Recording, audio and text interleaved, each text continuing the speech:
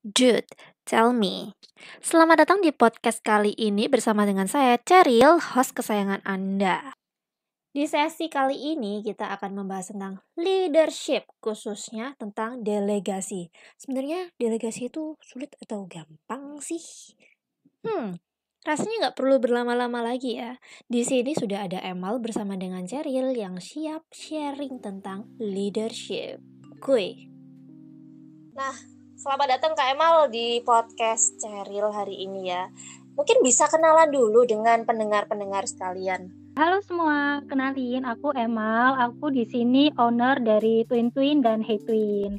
Twin Twin ini bergerak di bidang apa nih Kak? Jadi Twin Twin ini tuh produk utamanya ada pouch, tas, tote bag, string bag gitu. Terus sama ada Hey Twin juga. Jadi Hey Twin itu pengembangan dari Twin Twin. Ada Hey Twin Handmade yang produknya ada rajut, bordir. Jadi mungkin basicnya kayak ke produk craft gitu ya. Oh, seperti itu. Ya, buat teman-teman yang penasaran dengan Twin Twin, bisa ke Instagramnya aja di Twin Twin. TUIN TWIN. Oke. Aduh, seret, seret, seret. Nah, awal mulanya nih Kak, kenapa sih kok bisa bikin Twin Twin? Jadi dulu ini mulanya ya tahun 2013, itu aku kan emang suka bikin-bikin kerajinan.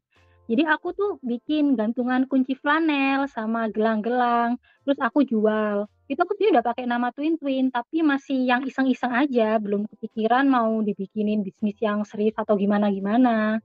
Terus, baru pertengahan 2016, itu aku iseng jahitin kain-kain perca buat dijadikan pouch, terus ada juga yang custom minta dibikinin tas, yang sampai sekarang itu jadi main produknya Twin Twin. Nah, terus berlanjut, waktu aku lulus kuliah itu ya, aku ngelamar kerja. Nah, tapi Iya, iya. nggak keterima itu di mana-mana. Nah, aku pikir, ya sampai kapan nih aku coba-coba ngelamar kerja, kok jadinya malah buang-buang waktu. Ya udah ini aku putusin, aku bakal full fokus ke Twin Twin ini. Jadi udah bener-bener mau ngembangin ke bisnis, yang beneran bisnis, udah bukan asal-asalan ngerjain hobi kayak dulu awal, tuh pas tahun 2013 itu. Memang kalau misalkan Tuhan udah kasih jalan tuh ya Kak ya, pasti bisa. Iya bener-bener, ya ada kepepetnya juga sih jadinya. The power of kepepet. Wow, luar biasa banget nih Kak. Nah, sebagai owner, aku nih paling penasaran dengan leadership seorang owner gitu kan. Gimana bisa sih memecah-mecah, apalagi ya kalau namanya tugas kita ngomongin apa ya ini, udah ngomongin dari produksi sampai penjualan tuh kan harus ada tugas-tugas yang dibagiin tuh Kak. Itu gimana nih ceritanya dari dulu yang cuman ya kalau bisa dibilang kecil ya twin-twin dulu. Kalau ngomongin tentang delegasi ya berarti ya? Yes, yes, yes. Dulu di awal itu, aku simpel aja sih, karena kan aku dulu pertamanya pingin yang jahitin kain perca itu ya, dan aku nggak Ya. bisa jahit mesin, aku nggak punya mesin jahit. Ya udah simpel aja, aku minta tolong jahitin sama penjahit. Waktu itu aku masih cuman ngerti ada penjahit baju yang ada di dekat rumah. Ya udah aku minta tolong aja, "Bu, tolong dong jahitin ini untuk dijadikan pouch." Sesimpelku adalah aku minta tolong ke orang yang emang punya skill di bidangnya, dan itu akhirnya berlanjut sampai sekarang. Sekarang ini jadi di bidang produksi itu, aku kan ada menjahit, merajut, sama bordir. Dan ketiganya itu aku nggak bisa semua. Jadi kalau dibilang ini kekurangan aku, ya kekurangan aku, keterbatasan aku. Tapi ya pada akhirnya nggak jadi kekurangan juga kan. Iya, setuju banget sih Kak. Salah satu quote nih, leadership itu tentang multiplikasi. Jadi bisa mengerjakan banyak dengan memperkerjakan orang lebih banyak. Iya benar-benar. Seberapa berat sih melakukan delegasi itu?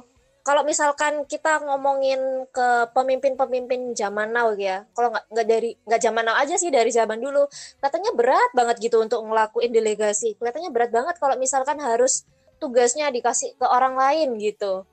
Kalau aku ya di awal mendelegasikan ini, buat aku pribadi, di masalah komunikasi. Jadi aku itu orangnya dari dulu emang nggak bisa ngomong, nggak bisa komunikasi. Gimana cara ngomongnya ke orang lain, menyampaikan ide, gimana nego ke orang, itu dari awal itu aku udah takut.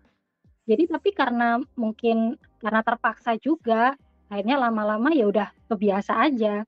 Terus kalau sampai sekarang ini yang menurut aku, yang masih ada kendala itu kayak menyamakan selera, persepsi, visi misi gitu. Apalagi kalau misalnya masih baru ketemu sama orang, orang baru atau nyobain hal yang baru gitu. Jadi misalnya aku pengennya yang kayak gini, tapi kok malah hasilnya kayak gitu.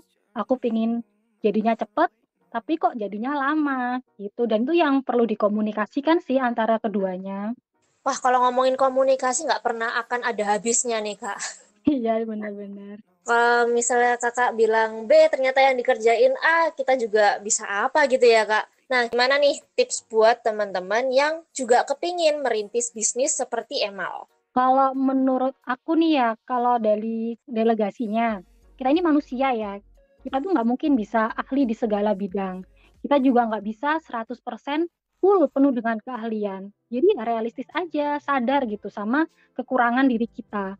Nggak usah sok-sokan jadi Superman, Superwoman, itu nanti tuh bakal capek atau bahkan ya nggak mungkin bisa. Jadi kalau emang niatnya itu mau bisnis yang merupakan jangka panjang, buatlah tim, delegasikan. Seperti kalimat nih yang sering kita dengar. Kalau kamu mau jalan cepat, berjalanlah sendiri. Tapi kalau kamu mau jalan jauh, berjalanlah bersama. Nah, dengan kita punya tim ini, kita jadi bisa menghemat waktu, tenaga, dan pikiran.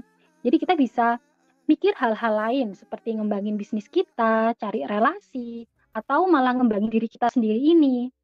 Jadi ditambah lagi nih, menurut pengalamanku, produk-produk yang pengerjaannya ini dilakukan sama timku, hasil penjualannya itu justru lebih baik. Mungkin karena langsung dikerjakan sama ahlinya gitu ya. Jadi kayak semacam nggak perlu waktu trial and error yang lama, cuman sekali dua kali atau dipoles dikit-dikit itu udah bagus. Jadi cuman nyesuaiin keinginan aja. Kalau misalnya nih kayak yang rajut ya, aku kan nggak bisa ngerajut. Terus aku sok-sokan belajar. Kalau misalnya belajar untuk hobi ya nggak masalah, tapi kalau untuk bisnis ya realistis aja. Butuh waktu berapa lama sih untuk bisa sebagus sama orang yang udah expert di bidang rajut?